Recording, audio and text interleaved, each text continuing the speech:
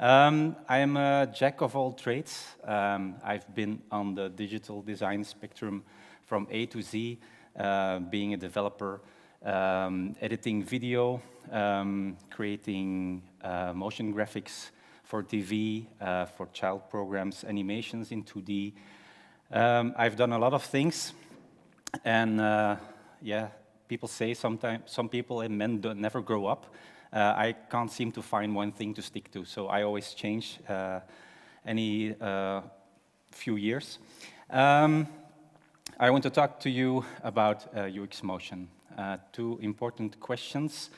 How many dads are in the room? Who's a dad, a parent? Not that much, because I'm building a reputation of bad jokes, so I'm going to spare you from that. But if you want some inspiration, I have a lot of them. On the second hand, who is UX UI design? Quite a lot of them. Okay, I hope you can take something away from this.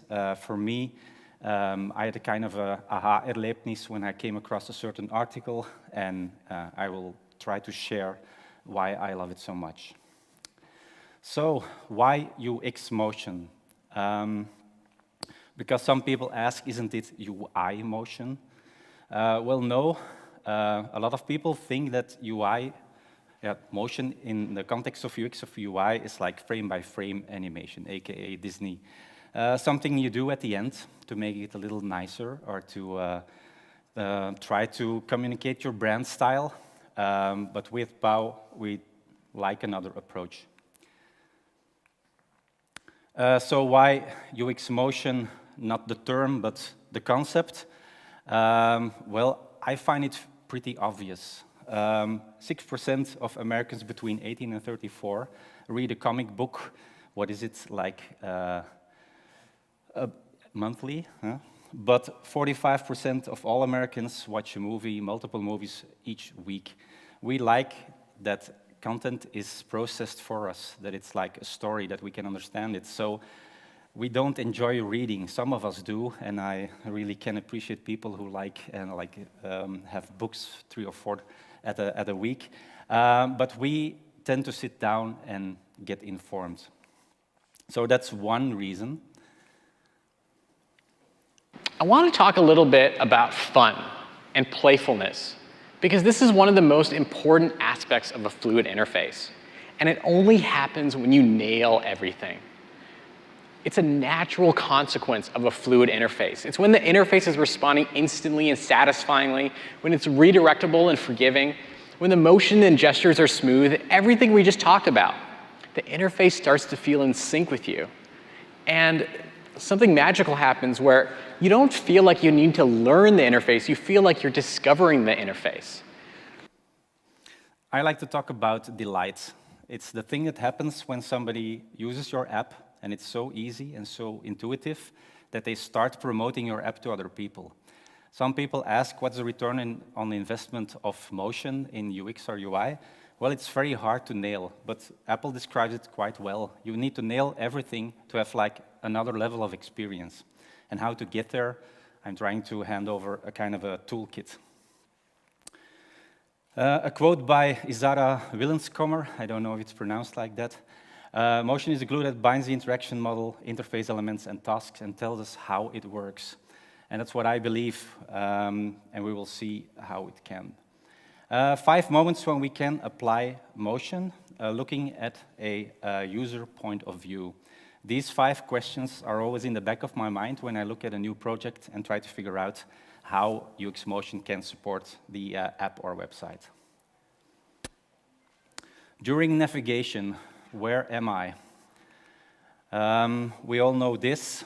While zooming into your gallery, you go from years to months to weeks to days to a photo and back. And at every moment, you realize or kind of feel where you are. You never lose track of the scale. You can zoom in and zoom out. This helping with orientation. This is a recording of Spotify in 2015 by Pascal Silvia. Just pointing out that just thinking about motion sometimes is not enough. The clicker is sometimes a little tricky, but yeah, here it goes. So he noticed that motion was all over the place. Playlists were sliding in from right, and when you clicked on an album, it came from the bottom, but the other time it came from the left. So he thought, like, let me try mapping out how this works. And he started taking some screenshots and trying to connect some screens, but he just stopped because it was impossible. And he was so intrigued by this, and he went contacting Spotify and then was allowed on some kind of development block, and there the solution became clear. There were like several teams, one team. Important to take a step back and look at the complete experience. Before state change, what can I do here? I really like this concept, feed forward. Everybody knows feedback, but feed forward is like telling what is about to happen. When you're a pedestrian and you see this, you know that you have to push the button and wait to cross the street. You're informing on what's going to happen when you do a certain action. A good example of this is the unlocking of the iPhone. It has a visual clue. It's sliding to the right. You see this animation, and it says you what's going to happen. Slide to unlock. So this is a nice example of feed forward.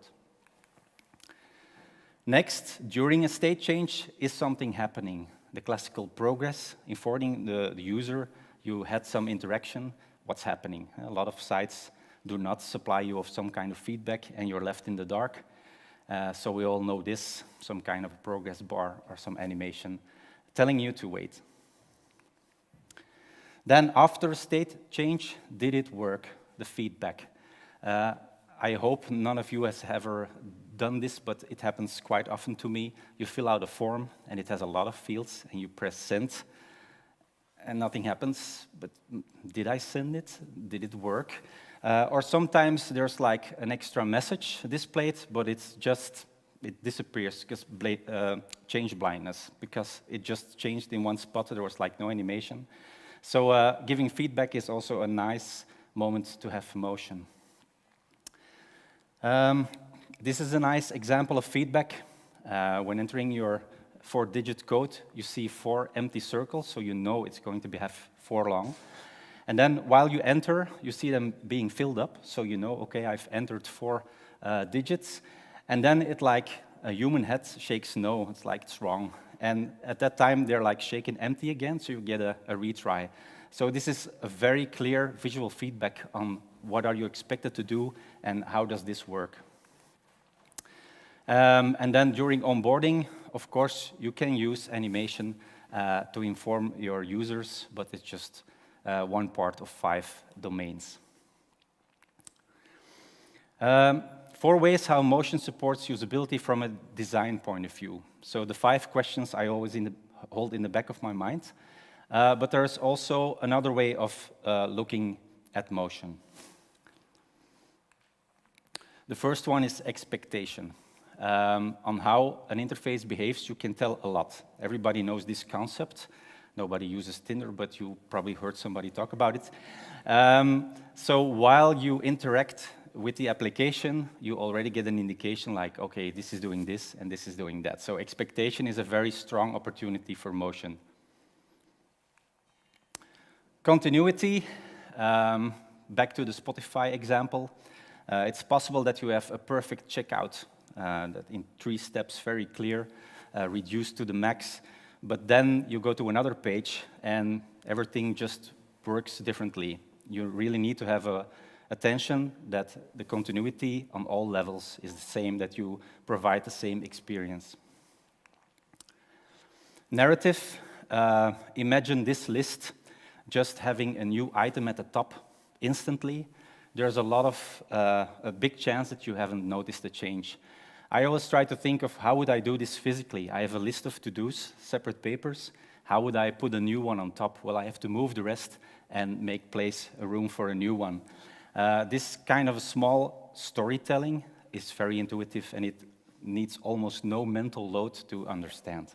So telling a story is a very good opportunity for motion. And then relations. The quote by Wilhelmskommer is like, how things work Well, this is a nice example. If I interact with one element, I see the impact on another element. You really, literally see the relations between elements in your interface, and you educate your user on what's going to happen, and probably can discover other ways of interacting with it. If that would be an input field, you could also enter a number, and the slider would change. You wouldn't have to explain that to anybody, because the visual link is so clear. An example of a company who nailed it, it's Upload. And I just will let it speak for itself.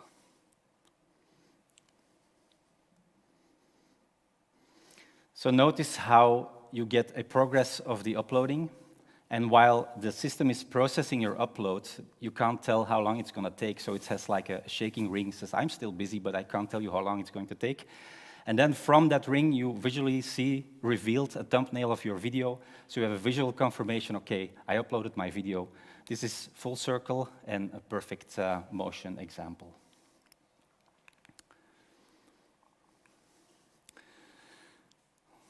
It's almost impossible to not love this company.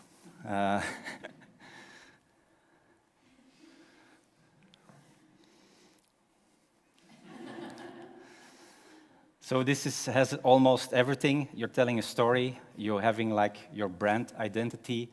It's functional, so you can't really be against it. Shall I let it run for? Well, the problem is I've seen it done again by other companies on several websites, so I'm not sure who started it. I have to do a little.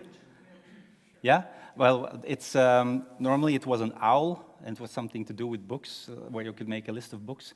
But I have to do some research, and I will tell it on Slack who found it. And then using motion is sometimes not enough. You're tempted to have like a little movement because you have a library that supports a little ease in or some fancy animation. But if you don't think it's true, you completely miss the point.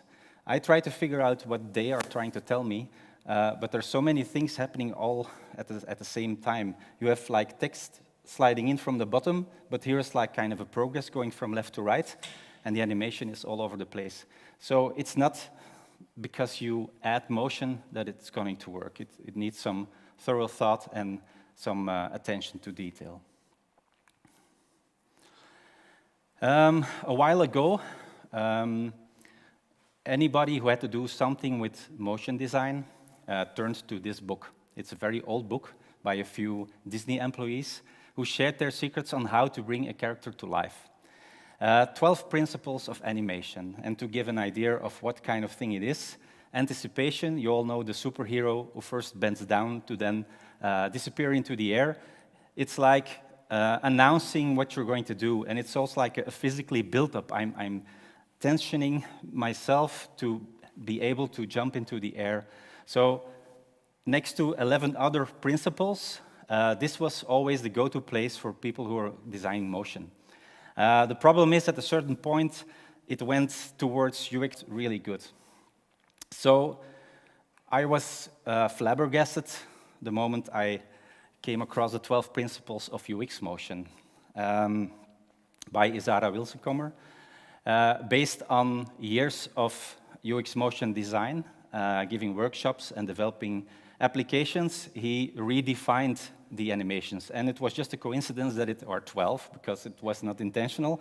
But he like dissected what motion is into 12 usable concepts. And they're like your tools, like you have a screwdriver and a saw. When you're going to build some furniture, you try to figure out which tools do I need to use. First one, easing. In nature, nothing moves linear. Linear movement does not exist. So when we see linear movement, our stomach like turns. We don't always realize it, but we feel it. Easing is like, should we use easing? Yeah, always. It's not a question. I try to illustrate the concept using our logo. I hope the contrast is strong enough. Yeah, examples of easing everywhere you look, but just to have one. When easing is done right, it feels natural. And I'm going to go a little deeper on this, on how Apple approaches this, because they're quite genius on making a difference between apps or, yeah. Then the second one, offset and delay. This is such a powerful tool. When I first saw this one, I thought like, yeah, okay, cool, I maybe use it. It's the technique, the principle I use the most, because you don't have to think. You see those two elements come, appear on the screen, and then you already know like those two probably are related, and that one does something else. You need no mental effort to see that there's a difference between those two elements. And a good example of this is one red button, but when it expands, you can clearly see with a delay that there are three separate functionalities. If they would appear together, you would thought like, okay, they do the same thing, or their relation is clearer because there's a slight delay.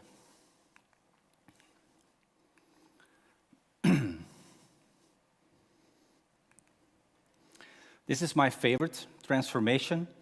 This allows you to have like this little story. The thing you're looking at, the object, transforms into another function, depending on the condition. You might have seen an upload button, which turns in like a progress bar, and just like a upload done.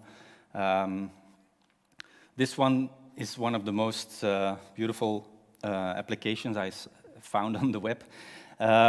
So it's like a kind of a split expenses app, but the transformation from pie chart to bar chart also needs no mental effort. You really see the colors transforming into bars. I guess people just repeat this just to see the animation and probably not noticing how many money they would have to pay to somebody else. Value change. Best way to see it in an example. This is a visual relation to a value changing. If you have a slider and you see a value changing, you directly see the link between those two. So a strong principle. Masking, hiding a part of a certain element to focus on something else, to shifting the focus on a specific part. A very nice example is this music player where the album cover transforms into kind of a vinyl, a classical, yeah, how do you call it? Yeah, turntable, but the thing you put on it? A record, yeah, slipped my mind. So it turns into a record, revealing or unveiling a part of the element. Overlay, it's a solution when you're working in visual flatland. You don't have depth, you don't have real 3D. And this is often used. We have it in almost every application that's related to like task or email. The fact that you can slide and have extra actions. And a colleague of me pointed out that the fact that you're going, for instance, from left to right is in the old times putting a line through a to-do that's done. So this movement is already in our DNA and is mimicked in this way. Cloning is a very powerful tool, a little bit tougher to do because it requires some animation or another level of motion. But it's very handy to grab the user's attention and take them on a little journey. In this example, while speaking a command, you can see these like little things flying around collecting data. They react to the voice, and at a certain point, the message is done. So all the data is gathered into the center, it's processed, and from this place where everything is processed, the options appear. So it's a very strong visual thing to do, but not that easy to create.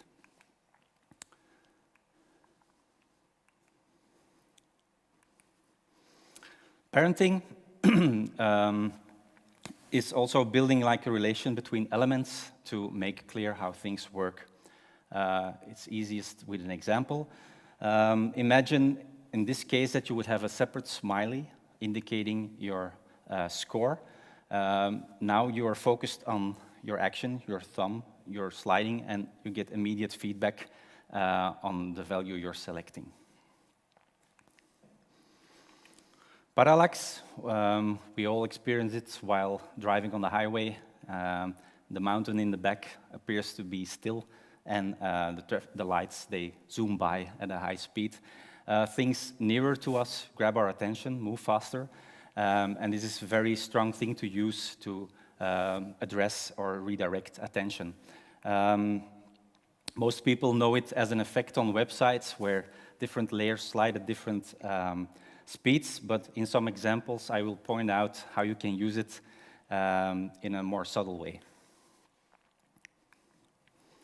Obscuration, it's a little bit like masking, only you keep the context, you blur certain elements to focus on one element or one area, so it's a different way of addressing focus.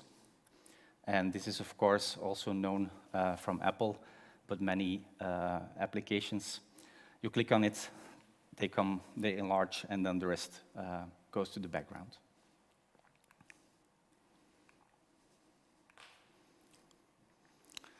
Dimensionality is a way when you're using 3D or to allocate certain functionalities at a place.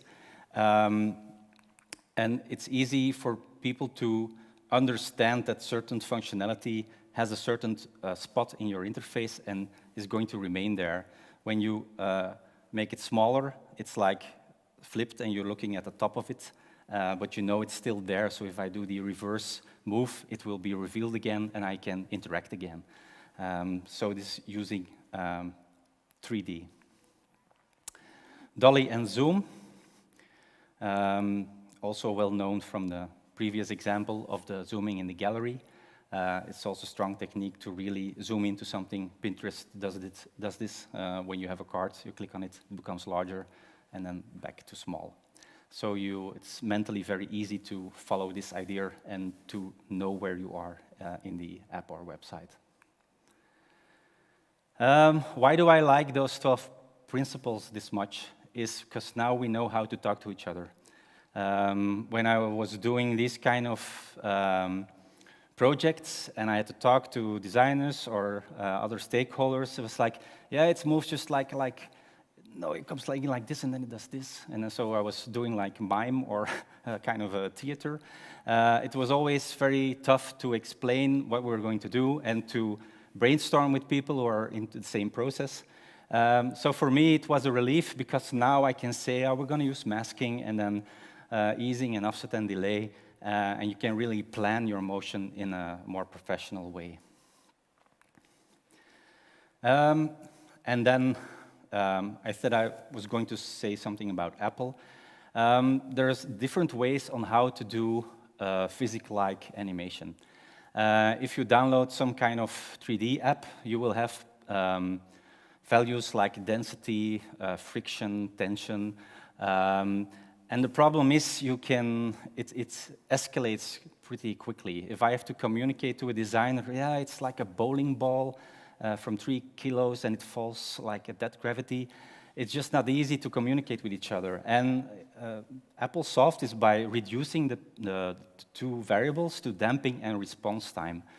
And with those two, you can mimic almost all combinations. But this way, you can really talk to a developer and say like, the response time needs to be like 100 milliseconds less. So it's a very strong approach and a nice insight on how to organize UX motion in your company.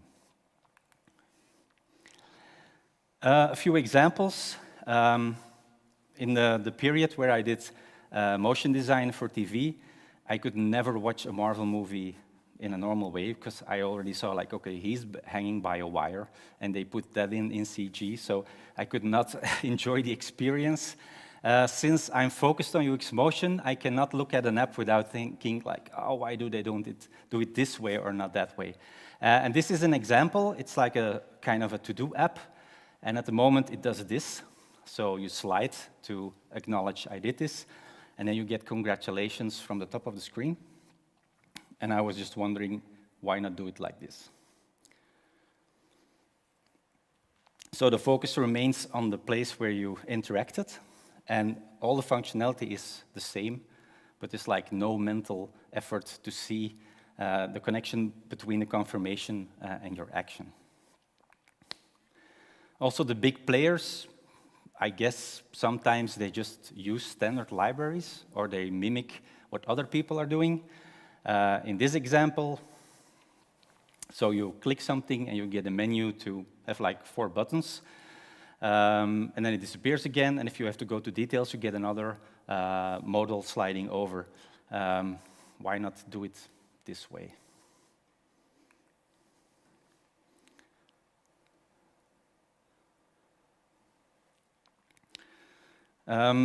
So when you start looking at it like this, with this point of view, there's a lot of low-hanging fruit. There's a lot of easy change you can make to your application. So that's good news for people who are interested to making a career out of UX motion. And sometimes it's just strange that you're not following what you're communicating. We see these kind of buttons a lot. This arrow pointing to the right expects you to, yeah, something's going to come slide in from the left. Okay, first go, check. Second one, came from the bottom. So you're breaking the mental model.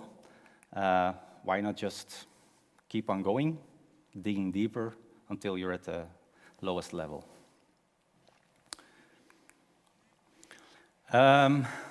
What do we do with this? How do we apply it?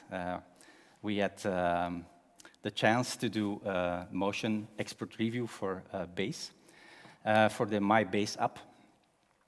And the way we worked, and I strongly also believe in this, is I started with telling this story to the development team, to the UI team, to management, so we could have the same language. If I was talking to a product owner that we were going to use offset and delay, they would not look at me funny. But then also, in most cases, people working on a project, they have their own ideas, and the opportunity did not pass to do something with it. So what I did is like, what's your own idea? Now that you know the 12 principles, what would you do? So in the first round, they had a brainstorm, made suggestions, and from that list, that was my starting point. So I knew what they wanted to do. I knew their focus points, what is like the top 5 functionalities that you want to enhance. So then I started with making sketches and describing how animations would look. Not starting to make animations because then I get attached to them too much and I spend a lot of time on them. So we try to keep it in a sketch level. And then there's a final selection, and then I created the motion. What did we do?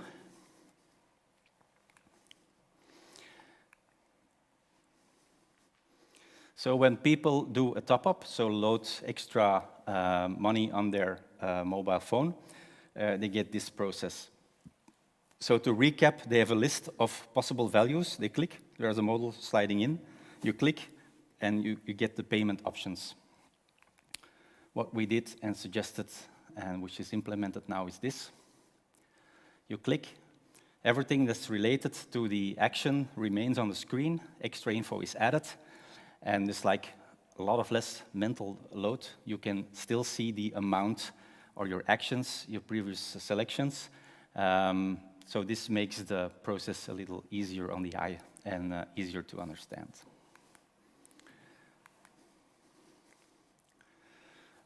Comparable thing to the billing, when you have an outstanding invoice, you get like how much you have to pay. You click on it and you get the payment options. We did something similar there. The amount remains, all the rest disappears, and you get the payment options immediately underneath your amount that is due. And let us not forget forms. An important thing to mention is UX Motion has no use if your UI is not good. So sometimes I detected, okay, you might have to change some designs in order to make it, that the base of the idea is okay. You have to remove mistakes. Sometimes they don't want to change some things because they think our users are used to it and we can't change it now. So then you have to find a middle way. In the previous version of the app, this was the error handling. It was instantly to everything they had to tell. It's like a separate message telling you that it's not okay. with a separate message telling you this field is not okay. They really wanted to keep this one. And I thought it was not necessary, but what we did is make a combination. We used the inspiration from Apple, shaking the field, saying, okay, this is not okay, and then afterwards the extra message appeared.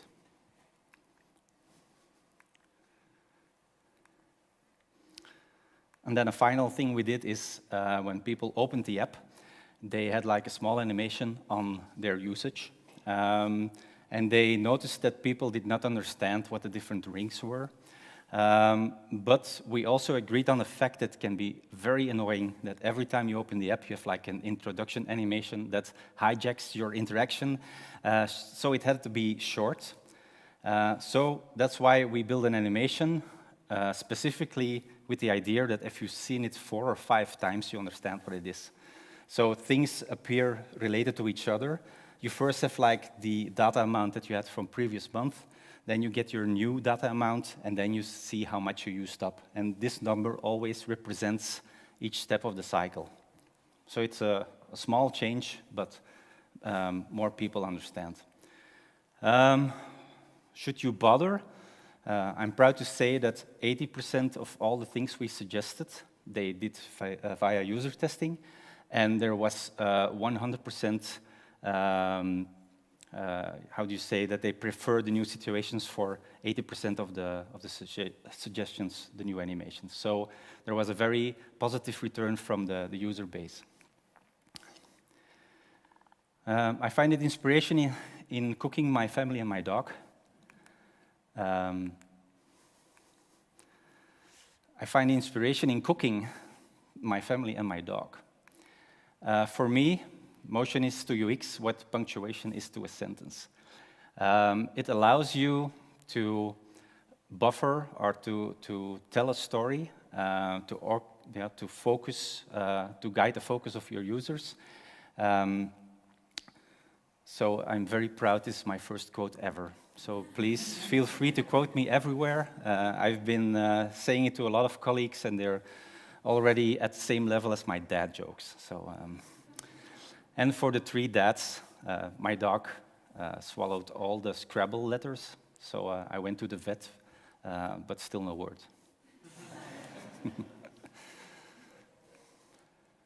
Sorry. Yeah, okay.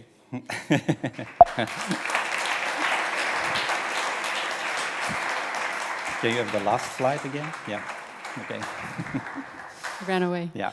Just a little extra publicity. So, are there any questions? Yeah, thanks so much. I have the microphone. If anyone has any questions, we'll take them now. It's for the online community. Hi. So my question is, how do you convince people, like developers or product owners, that animation is actually something you need in your designs? Yeah, so what I usually do is what I used to do as a job, creating content for pitches, providing like an insight on how is this going to look. When we approach a client, we have a look at their app or website, we pick out 1 or 2 pages, and then just make a small suggestion. Seeing is believing.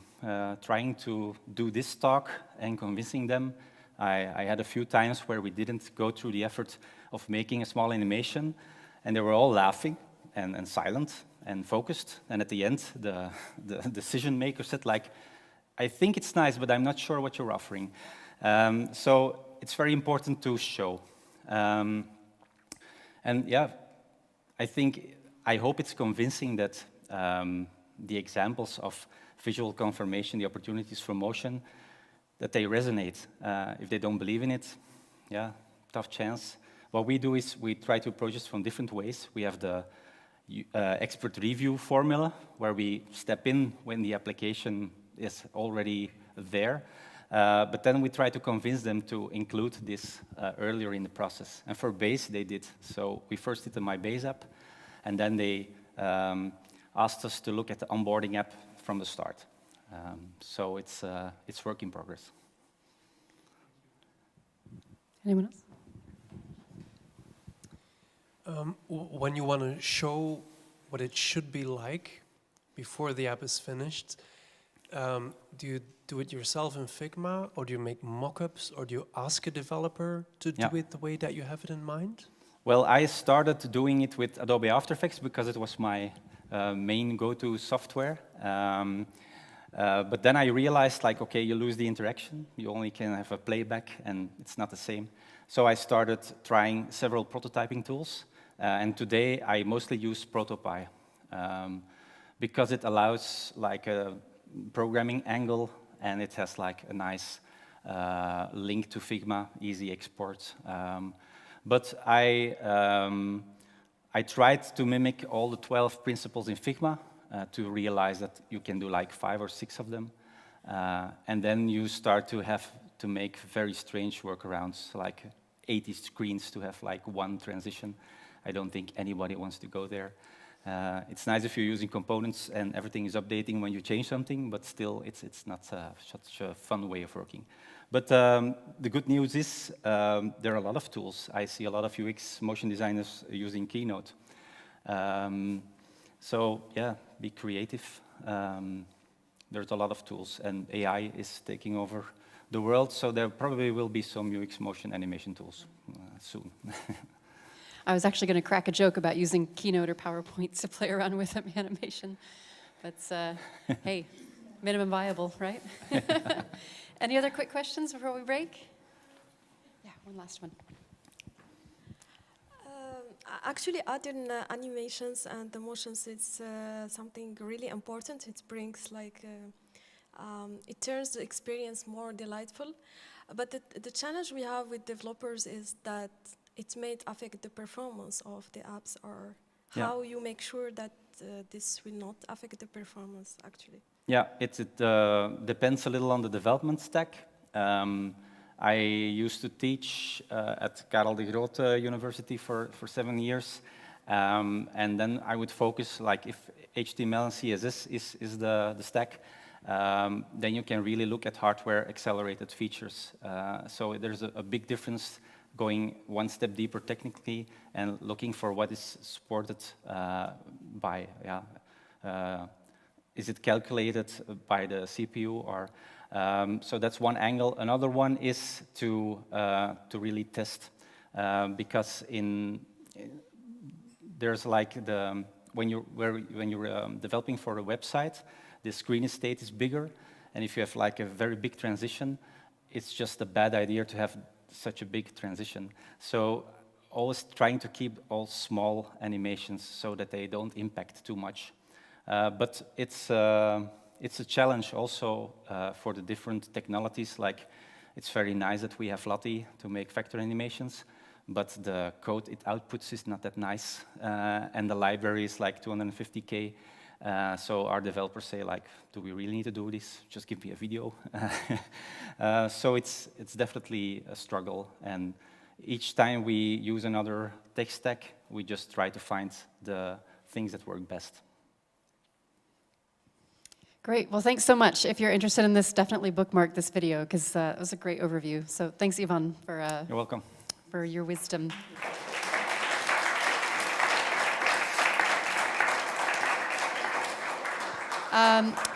We'll take a quick 15-minute break and come back at 8 o'clock for the next talk. But in the meantime, have some sandwiches and some drinks upstairs, and the toilets are behind us here if you need those as well. See you in 15.